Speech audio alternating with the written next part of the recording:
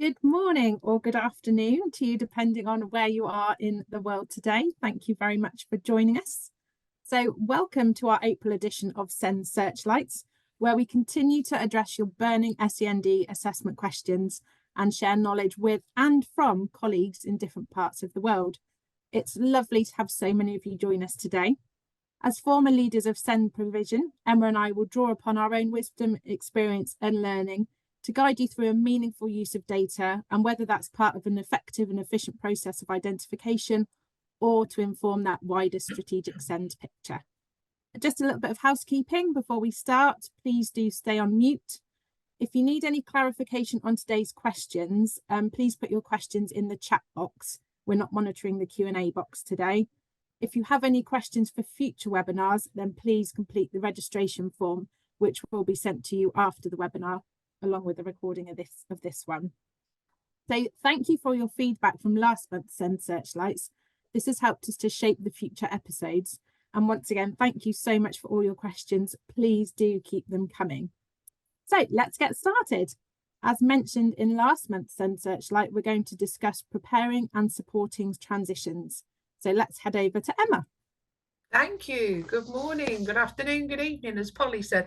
So references in terms of transition, I think for a lot of us, makes us think about those preparations that we make between academic years. And I suppose there's some significance there because it's impacting all learners at a given point in time. But there are some learners who might experience repeated periods of transition. So it's always, I think, helpful to be mindful towards the steps that you can take in terms of being prepared and it being an ongoing cycle of preparation. Because depending on the learner's personal circumstances, sometimes they might be moving even more than once and sometimes unplanned between year groups, between key phases, between different schools, and maybe even in some instances between different countries. So for many of those learners, including those with special educational needs and disabilities, or however it is that you might refer to them in your context, transitions can feel particularly daunting, can't they? We know as adults how nerve-wracking it is for us to move between one role and another, or one setting and another. And so that sort of unpredictability can be quite unnerving, and therefore something that we can help to manage in terms of challenges that might come about and the world of difference that they can make. So one of the things that I know Polly and I probably both did is keeping a detailed profile of a learner's strengths and challenges and their interests, and helping that record be kept up to date in terms of how it might evolve as they move through or between settings. For a lot of people, they might be known as something like a one-page profile or a pupil passport. If that's something you haven't heard about before, do have a quick Google. I'm sure you'll find plenty of different template variations that will help you. But these are essentially a summary document, a central record, if you like, that can be developed in partnership with a learner and their family, and help to provide some really invaluable information that help the learners, teachers, and any other adults that are working with them to support them in the ways that are appropriate to their strengths, challenges, and interests. That might include things like current data. It might include things like effective strategies and adaptations, and a clear understanding of the type of challenges that they might experience due to the nature of their learning needs. So sharing that type of resource with new teachers or a new setting will really help to maintain that learning progress that a learner will have made, and of course the wider well-being of the learner, which is so important. Through that, I suppose, continuity of curriculum and adaptive teaching strategies that will provide that foundation and reassurance for a learner and their family as they transition and start anew. So we did have a question from a colleague, Noor, who's head of learning support in a school in Malaysia, who asks something along the lines of which of our assessments might be used to support students with additional needs as they start a new school.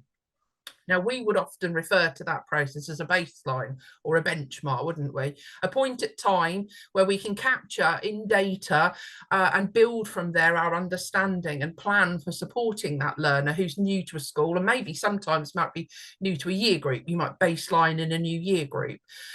in her question, Nur referred to Cat 4, which can be helpful to understand potential by measuring those 4 areas of reasoning that we referenced in last month's session. So if you want to go back and have a listen to that, where we're talking around spatial strengths and how to support those, then do take a moment to revisit that. But those 4 areas of reasoning, spatial being one, reasoning,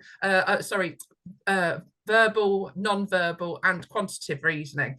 So I should note this isn't an assessment designed specifically for an on-entry type assessment or a baseline at the start of a school for admission purposes.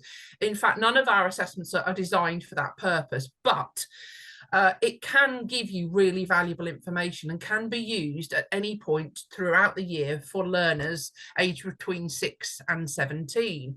And for me, and I'm certain Polly would say the same, it always helped to create that detailed profile of ability, strengths and challenges that allowed us to personalise learning pathways. And we've spoken several times about the Cat 4 Learner Guide and how it might help you in that way.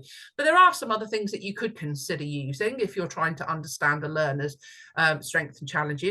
If you're particularly thinking about how they are as a reader, then something like the new group reading test could be helpful, understanding that balance of reading skills as per the simple view of reading, so the word reading as well as the comprehension. And also just another one to make mention of is the pupil attitude to self and school, or PASS. And this can help to provide a really important part of the puzzle in terms of a learner's perception of themselves and their experiences within the school environment. And it really is quite a helpful survey. Now, typically, PASS is not administered until probably about a half a term, 5 to 6 weeks into school, to allow learners to settle into their new environment, and so that it gives an accurate reflection of how they're feeling about themselves. Of course, these are suggestions that can help you to understand a learner at any given point throughout the year. They're not just necessarily for that point of transition, but they can, as a past SENCO and inclusion lead, be really powerful in helping to start that picture of need. But before we look at how, let's also think about the ways in which this assessment data can be used by some of your other colleagues and how you might be sharing some of that data. And I think, Polly, you had a question in this regard. I did. Thanks, Emma. Yes, we've had some questions through from actually our post-session survey from last month. So thank you for completing that. And these questions were around how to use assessment reports in lessons, how to share those assessment results with colleagues. And we also had a question come through from Celia, who's an assistant head teacher in Qatar, who was asking what's the key piece of training that she could deliver to staff to impact inclusive teacher practice. So while this isn't a definitive answer by any means, we felt that feeling confident with the sharing of data would certainly be on the list and a good place to start. When there is such a wealth of data, it can feel really overwhelming and it can be difficult to know where to start, how to share it and who to share it with. So to unpick these questions, we're offering 3 strands of insights. So firstly, considering different data perspectives. And what I mean by this is who needs to see the data and why. So for example, the senior leadership team might be tasked with identifying attainment trends over time to inform that larger scale strategic improvement plan, maybe prioritise training and resources. So they may use that top level data from the group reports available in the assessments. Middle leadership may look at the data on a cohort level, so looking at identifying strengths and challenges across year groups. So they may also refer to those group reports. Class teachers and SENCOs may look at the data on a more individual level, so identifying those students who may be at risk of underperforming, or maybe those who are experiencing barriers to their learning and therefore might make use of those individual student reports where specific pupils have been identified. We would also recommend making use of the data dashboard and combination reporting. Therefore, there you can gain insights from a number of assessments for data triangulation. Now, we recognise that all schools do work differently and there isn't a right or a wrong way to approach this, but it might be worth considering giving colleagues their own logins to TestWise, so our data platform for our digital assessments, so that they can actually go into the system and pull off the data that's relevant to them. Also think about what you're using your data for, what's its purpose. This sort of ties into that first strand, but consider what you want to get out of it, whether you're using it in the here and now to impact learner experience. So, for example, identifying those students with barriers who may require further intervention, or perhaps on the other end of the scale, how you might enhance and motivate those students who are working in the above average range. You might be using the data for tracking progress, or you might be thinking about tweaking and enhancing your curriculum. And finally, let's think about our theme for today and how you might use data at the point of transition. And as Emma has mentioned, there are many different transition points, but for the purposes of effective data sharing, let's just think about it from an end of year transition point. So looking at your next year's class data with a previous teacher can provide a firm foundation for conversation and will not only lead to questions about attainment and ability, but will also lead into those contextual conversations as well, which are equally important. And just as a little anecdote, in my role as education advisor, our team met with a school last year where they wanted support with the transition conversation. So we each met with a different combination of teachers and guided them through the data as part of that transition conversation.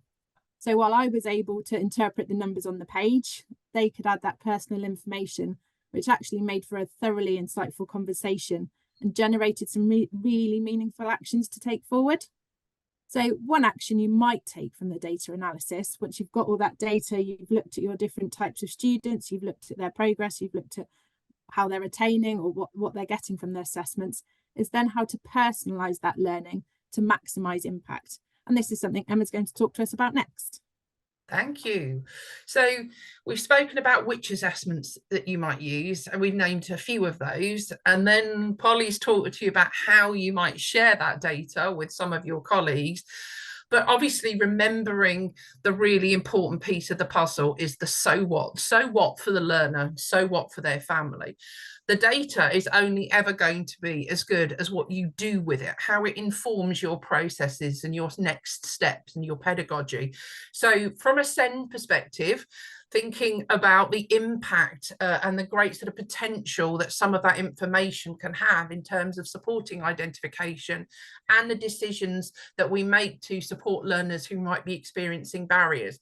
So understanding that sort of need profile, if you like, is a vital place to start when you talk about a graduated response model, which for anybody who's not familiar with that language, we use it quite regularly, but that refers to a cycle of assess and the data that you take from that assessment, what you plan to do with that data, how you deliver those plans, and then of course that important review. And that's an ongoing cycle that helps you to match a sort of tiered support, appropriate levels of support to the needs of each learners. So we had questions that came in from two colleagues, both who are SENCOs in the UAE. So thanks to Ansem and Ronald for those questions, who respectively asked how screening can help to support learners who have special educational needs and disabilities compared to those who might have a profile of giftedness, which might not necessarily be terminology that you use in your setting, but we are respecting the ways in which our colleagues in the UAE are working, and then how to define the difference between low ability and SEND when using data. So I think the most important point to make here is one that Polly's already made, and that it's that no one set of data, however good it is going to allow you to do that, whether that's a really quality, robust set of standardized assessment data or not. A valuable part that plays, though, alongside other qualitative data in the identification puzzle.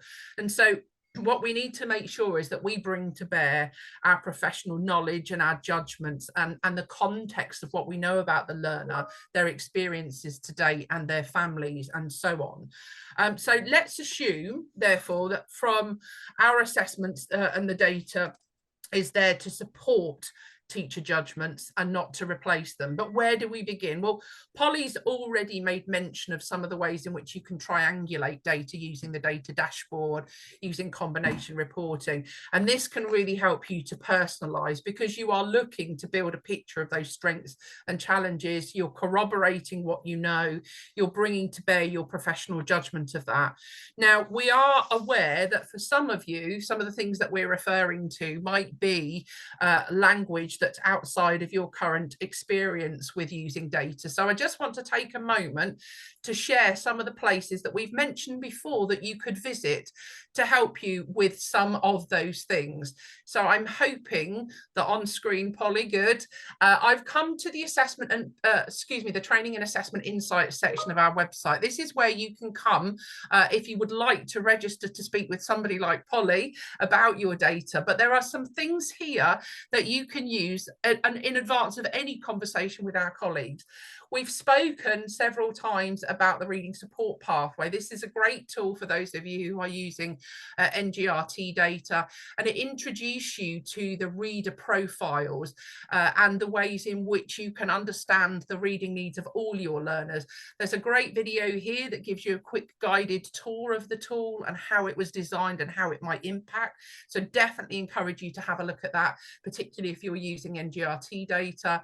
There's also something called the Cat4 Learner Guide, which you'll have heard us mention several times now. This takes a similar approach using illustrative profile examples to guide you through the ways in which your Cat4 ability profile can help you to personalize learning. And again, there's another really helpful video here. But there's also things like the video set to do with data triangulation, an introduction to how you can triangulate your data, the combination reports that Polly referenced, if you were looking at Cat4 and NGRT together, for example, the data dashboard walkthrough, and so on. Within the cognitive ability section as well, there is a more detailed video recording of how you could understand individual Cat4 profiles. So we hope that those are a few helpful places to get you started to further the conversation that we're having today and really dig into some of the ways in which those things can help you. But don't just take our word for it. Just returning to the main website, there are a whole bunch of case studies, blogs and articles from colleagues who are using these assessments and doing just what we've described to help their learners. So do take a moment to visit there. You may find some colleagues who are in a similar region to yourself, and you can learn from the ways in which they are working with their data. Polly, back to you. Thanks, Emma. So we now move on to our illuminations, where each month, following our round of questions, we provide suggestions on some next steps that might be helpful to you on your journey of maximising your support offers to students. So today we're going to offer a suggestion of how you might approach transition, especially now that many British and international schools are approaching that final term before the summer break. However, we really appreciate that you may be elsewhere in the world and this may not be of immediate relevance. However, just remember that transition can happen at any time and is an ongoing process, as Emma explained earlier. So there might be a few bits that you can take and use or store in your toolbox for later on in the year. So something sort of immediate this week, next week, think about what data is going to be the most important for sharing at the point of transition so that it doesn't become too overwhelming. Although there's so much that you might want to use, think about what's going to be most important. If you do have Cat4 data, this might be a good place to start. But if not, no problem at all. Just think about what is going to be important for new teachers to know at this point. Then a few weeks in, maybe share that data with the new teachers for next year so they can have time to look through it, look at any patterns and trends, identify any questions they may have for the student's current teacher. And then by the end of term, do set time aside for those transition conversations to take place. They're so valuable, where colleagues can share insights and context around different students. And if you're the SENCO, then it can be really helpful to dip into these conversations too. You might be able to share any additional information you may have. For example, if there's external referrals taking place, you can give updates on the progress of those. So that's it for me from this month. Over to you, Emma. Thank you so much, Polly. And thank you so much to you guys for joining us. We do hope that these sessions continue to be adding value within your settings. We were blessed to receive an email just this week from a colleague who spoke about how their session was helping them to reflect on the ways in which they're using screeners to monitor the impact of their interventions. And we really appreciated that feedback. So As always, do visit that support site that we've just shared some examples of. There is a wealth of information there that are just a few clicks away. We are inspired every time as we prepare for our sessions by the questions that come in. So keep them coming. We are planning next month to look at EAL as a theme, because there seems to be quite a number of questions that have come in around that area. So we will explore that. But for now, do keep those questions coming. If you've got a smart device to hand and would offer us some feedback to help us to shape those future sessions, please do grab that QR code that's on the screen, and we will look forward to joining you again. We hope next month at the 14th of May, Tuesday again. We're keeping to those Tuesdays. So take care, and we will catch up with you next time. Thank you so much.